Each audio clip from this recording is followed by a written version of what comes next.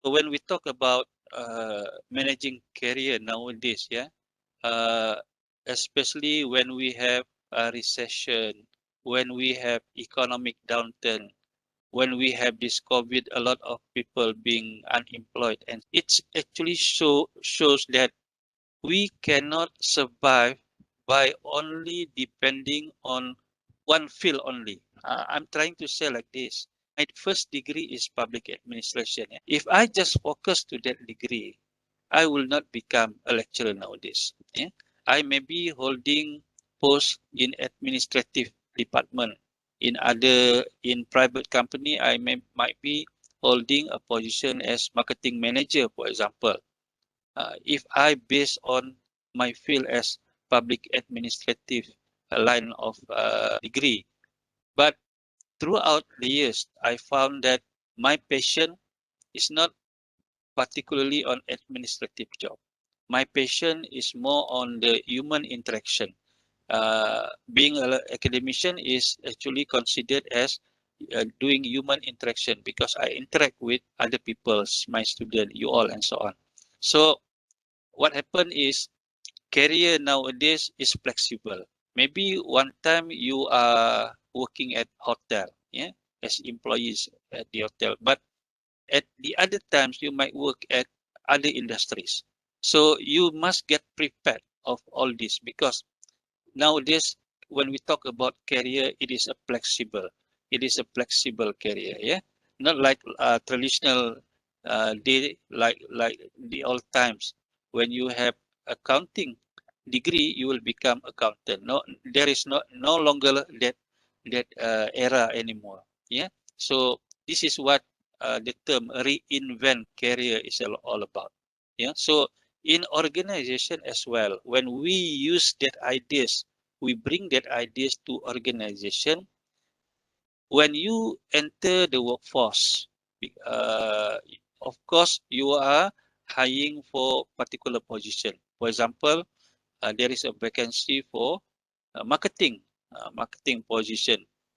Throughout the years staying in that organization, you might be moving to other position as well. From marketing manager, maybe because you are throughout the years in the organization, the employer saw your potential in other department. So you are going to move to the other position, no longer as the marketing position and so on. So this is what we also can interpret it as reinvent career. So how are we going to, as employees, how are we going to, to face that certainties? I'm not going to call it uncertainty because it happens. How are we going to face that certainties? One of the way is taking MBA. Okay, taking MBA because from MBA class you learn a lot of other field as well. Not only the field that you are good at while working at the current organization or while waiting for your employment. Yeah.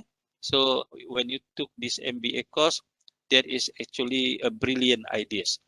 uh, Having degree alone will not promise you with a good position at your current organization. Getting MBA will open wide your thinking skill, will enhance your creativity actually. I went through this, so that's why I dare to say this, to share with you all, because I was once, yeah, MBA like you all as well. When we talk about career today, we also cannot avoid from thinking of having dual career. So what is dual career? Dual career can be you have two different jobs or two different careers. But dual career here, I'm referring to especially to the woman, because women actually they have two careers. They have two dual careers. One career at workplace, the other career at home, ya, sebagai ibu, sebagai mother, as having children. So they actually have dual career. Salute to all women lah, ya. Salute to all women. Even though parents, ya, the husband can do the cooking, but the children don't like to eat the father's cooking. They still want the mother's cooking juga tuh. So when we talk about dual career, I saw that women actually have more responsibility than men lah, yeah. They are actually having the dual career. Okay, so this is the current fact lah. Yeah, this is the current fact in which how do we apply this to the context of organization in which all employers should give a special room to the women lah, ya. Oh, kalau jadi YP ni ramai undi dari perempuan ni kan. So okay, and then nowadays people also concern on the work-life balance. Yeah, we actually heading toward more work at home place than more work at workplace. Home place maksud dia job never ends, yeah. Job never end unless we retired. Until we retired, only until we retired then our job will end. Yeah, but since we are still working at particular organization, every day we are still doing repetitive job, yeah, only with different challenges. So what I'm trying to say is that in the future, more of the works are going to be imported or exported to the home place, especially academician like me lah. Just for your information, I'm holding two position in UMS. My first position is senior lecturer, teaching you all and teaching the undergraduate student. And also I have student plumes doing undergraduate, working human resource, yeah. And you all also working professional and so on. So I have this responsibility, other responsibility as the director for the Center for Sustainable Society Engagement, yeah, working with community development. So I found that when I return home, actually I did more works at home rather than in the office. This is the truth. Yeah, this is the truth. By becoming a lecturers and holding the post as directors, I'm actually doing more works at home.